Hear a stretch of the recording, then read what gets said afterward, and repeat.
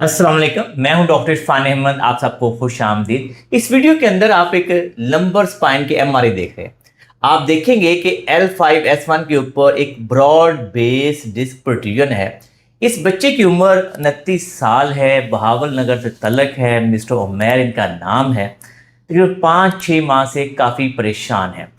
इनका ये कंसर्न है कि ये जो मसला है क्या ऑपरेशन के बगैर ठीक हो सकता है, क्योंकि इन्होंने 3 मुख्तलिफ सर्जन को दिखाया। एक सर्जन की ये राय है कि आपका जो केस है बगैर ऑपरेशन के ठीक हो सकता है।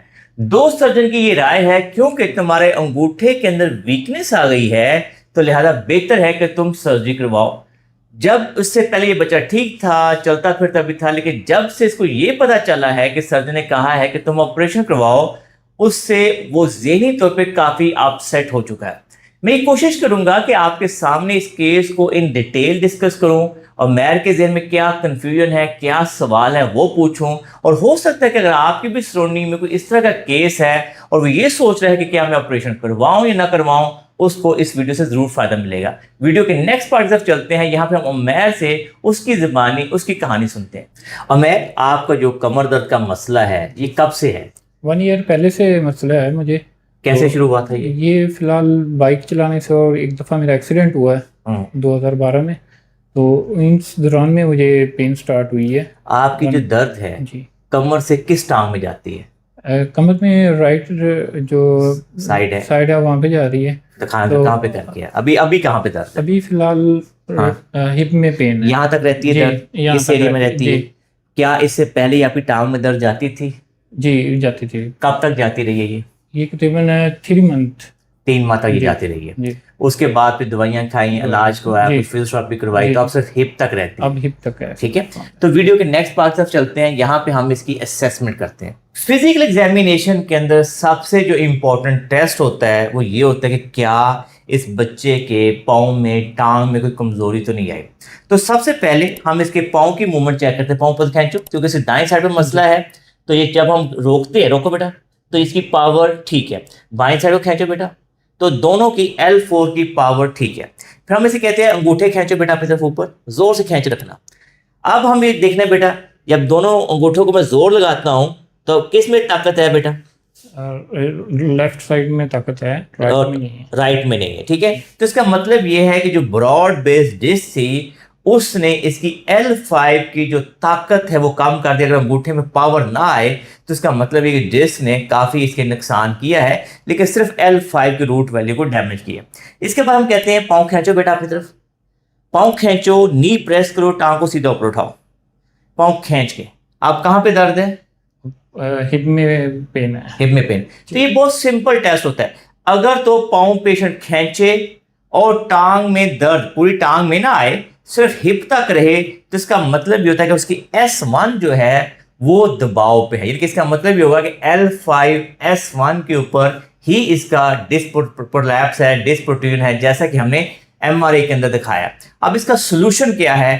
क्या इसको सर्जरी के बगैर ठीक होना चाहिए या सर्जरी तक जाना चाहिए? और मैं सबसे पहले तो हमारे माइंड में यही सवाल आते हैं कि क्या मैं सर्जरी के बगैर रह सकता हूँ कि नहीं रह सकता। देखो, सबसे पहले ये पॉइंट समझ लेते हैं कि हमारी उम्र कितनी है अभी? 29 साल है, ठीक है, यंग एज है। 6 माह से मैं ये मसला चल रहा है। अब एक तरह से जो डिस्क ने जितना डैमेज करना था वो ऑलरेडी कर चुकी है, यानी कि उसने हमारी थंब की पावर को ख़त्म कर दिया। तो क्या हम सर्जरी करवाते हैं तो थंब की पावर वापस आएगी? तो बहुत कम चांस है। एक तो ये चीज़ ध्यान रख लेते हैं। अब जो नुकसान होना था एक तरह से हो गया, तो उसमें हम एक पूरा चांस लेना चाहिए पहले फिजियोथेरेपी को। यानी कि हमें प्रॉपर फिजियोथेरेपी एक्सरसाइज करनी चाहिए, हमें वॉक करनी चाहिए, हमें एक्सरसाइज करनी चाहिए। अगर जैसे आपका एक आर्थोपेडिक सर्जन, जो लाहौर का बड़ा आर्थोपेडिक सर्जन है, वो कह रहे हैं कि आप दवाई खाओ और फिजियोथेरेपी करो, और अगर आपको लगता है कि यार मैं हर 2 हफ्ते के बाद पहले से बेहतर हूँ, जैसे फर्ज है आपकी वॉक जो है आहिस्ता आहिस्ता करते करते 5 किलोमीटर तक अगले 3 माह में चली जाती है, तो फिर हमें सर्जरी की ज़रूरत नहीं है। अगर आप प्रॉपर जिम करना शुरू हो जाते हैं तो हमें सर्जरी की ज़रूरत नहीं है। अगर हम 100% एक्टिव लाइफस्टाइल के अंदर वापस आ जाते हैं तो हमें सर्जरी की ज़रूरत नहीं है। उसके लिए क्या करना पड़ेगा? सिटिंग हमें किसी सूरत में आधे घंटे से ज़्यादा ना करें। हम अपनी वॉक जो है हर 2-3 घंटे के बाद 15-15 मिनट की वॉक करें।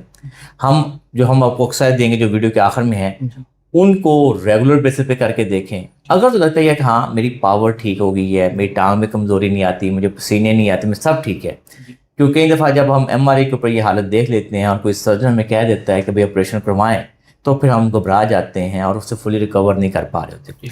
तो लिहाजा 6 हफ्तों से लेकर 3 माह तक प्रॉपर फिजियोथेरेपी ट्रायल दें, जो दुनिया में इंटरनेशनल गाइडलाइन भी यही है कि आप 4-6 हफ्तों से लेकर 3 माह तक प्रॉपर वर्जिशें करें। अगर उससे नहीं बेहतर हुआ तो फिर हमें सर्जरी तरफ जाना चाहिए, क्योंकि साथ तो अभी 29 साल की उम्र में हम लगातार बैठ के ज़िंदगी नहीं गुजार सकते, हम लगातार सारी ज़िंदगी एहतियातों के साथ नहीं रह सकते। तो हमें एक अपाहजों की ज़िंदगी बजाय एक्टिव लाइफस्टाइल गुजारना चाहिए, क्योंकि देखो surgery is the last option, इसमें कोई शक नहीं है। लेकिन जब इस तरह की ज़रूरत पड़ जाती है कि जहाँ पे नर्व पे दबाव ख़त्म नहीं हो रहा, दर्दें ख़त्म नहीं हो रही, तो छोटी सी माइक्रो डायसेक्टमी होनी है, सर्जन ने कैमरे की मदद से जाना है, उसको काटना है और 6 हफ्तों से लेकर 3 माह तक ठीक हो जाओगे। ठीक है, no doubt surgery is the last option, लेकिन इसको टाइम लाइन बनाओ। ये नहीं है कि साल हो गया मैंने सर्जरी नहीं करवाई, मैं 2 साल हो गया सर्जरी नहीं करवाई, और पता चलता है कि बंदा हर वक्त बैठा रहता है, वो चलता नहीं है, वो एक्सरसाइज नहीं करता, तो उससे कोई फायदा नहीं होगा। हमने वापस आने के लिए जरूरत पड़ने पे एक्सरसाइज और यानी कि सर्जरी की तरफ जरूर सोचेंगे। ठीक है, और मैं सबसे पहले आपने ये बात समझ लेनी है कि कोई भी एक्सरसाइज करते हुए आपकी दर्द नहीं बढ़नी चाहिए। तो क्या करेंगे, हम साइड पे लेटेंगे, बैक पे एक इलेक्ट्रिक हीटिंग पैड से हीटिंग करेंगे, पहले बैक को, थाई को, हिप्स को। उसके बाद जैतून के तेल से हल्का सा मसाज करवा लेंगे। उसके बाद एक टांग को पकड़ेंगे, दोनों हाथ डालेंगे यहाँ पे, हल्का सा खींचेंगे, खिंचाव आएगा, दर्द नहीं होना चाहिए, इसको 10 तक काउंट कर लेना, फिर वापस आ जाओगे। इस दोनों टांगों के ऊपर आपने ये खींच के 10 तक काउंट करना है, 10 दफ़ा एक टांग पे करना है, 10 दफ़ा दूसरी टांग पे करना है। ये हमारी नंबर 1 एक्सरसाइज हो जाएगी। फिर नंबर 2, दोनों टांगों से उठाना है, पाँव खींचना है, ऐसे करके पेट के साथ लगा देने। ठीक है, और इसको भी 10 तक काउंट करना है और फिर वापस आ जाए। ये देखिए नाज़रीन, जब डिस्क प्रोलैप्स होता है, अगर एक्यूट स्टेज हो, उस वक्त हम यूली ये एक्सरसाइज नहीं करवाते। लेकिन जब 5-6 माह गुजर चुके हों, हिप मसल टाइट हो चुके होते हैं और वहाँ पे फाइब्रो टिश्यू बन चुका होता है, तो वहाँ पे हमें स्पेस बढ़ानी होती है ताकि नर्व को रिलीज किया जा सके, तो हम विलियम फ्लेक्शन अप्रोच को भी इनकॉर्पोरेट ऐड कर देते। कई दफ़ा हो सकता है हमारे जूनियर फिजियोथेरेपिस्ट देखें और वो कन्फ्यूज़ हो रहे हों कि ये डिस्क प्रोलैप्स है तो इसमें क्यों आप उनको ये वाली एक्सरसाइज करवा रहे हैं। ये एक पुराना केस है, क्रोनिक केस है, तो उसमें ये एक्सरसाइज हेल्पफुल होती हैं। अच्छा, इसके बाद अपने पेट को अंदर खींचना है, अपनी आराम से हिप्स को लिफ्ट करें और आराम से वापस ले जाए। ठीक है, कोई एक्सरसाइज ये भी पेनफुल नहीं होनी चाहिए। अगर आपको लगा कि आप पूरी फुल रेंज में जा सकते हैं, फुल रेंज में जाएं, लेकिन अगर आप थोड़ा सा उठाएं, जहाँ पेन है उससे वापस आ जाए। ऑब्जेक्टिव ये होता है एक्सरसाइज करते हुए कि हमें पता है कि ये ट्रिगर नहीं होनी चाहिए, जख्म नहीं छिड़ना चाहिए, डिस्क के ऊपर पेन नहीं आनी चाहिए। ठीक है, इसके बाद आपने एक टांग को बेटा सीधा कर देना है, पाँव खींचना है अपनी तरफ।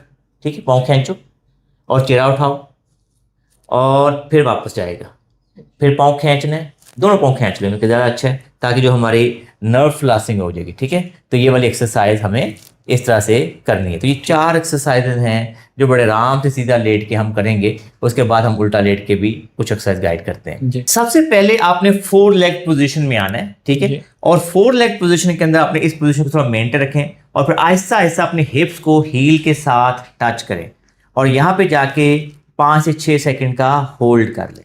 लगे यहाँ ये बड़े आराम से हो रहा है, कोई दर्द नहीं हो रही। इसके बाद फिर आप बेटा उठेंगे, दोनों हाथ जितने आगे लेके जा सकते आगे लेके जाएं और आगे लेके जाएं, फिर पीछे बैठें और इस पोजीशन में जाके अपनी बॉडी को, हिप्स को हील के साथ लगाने की कोशिश करेंगे, स्ट्रेच करेंगे। ठीक है, कोई दर्द नहीं आ रही। फिर दोनों हाथ फिर आगे जाओगे, दोनों हाथ एक साइड पे बेटा ले जाओगे, फिर पीछे बैठोगे, जितना आप आराम से स्ट्रेच कर सकते हैं। हाथ जितना आगे रखोगे आपको स्ट्रेच अच्छा आएगा, ये साइड स्ट्रेच हो रही होगी।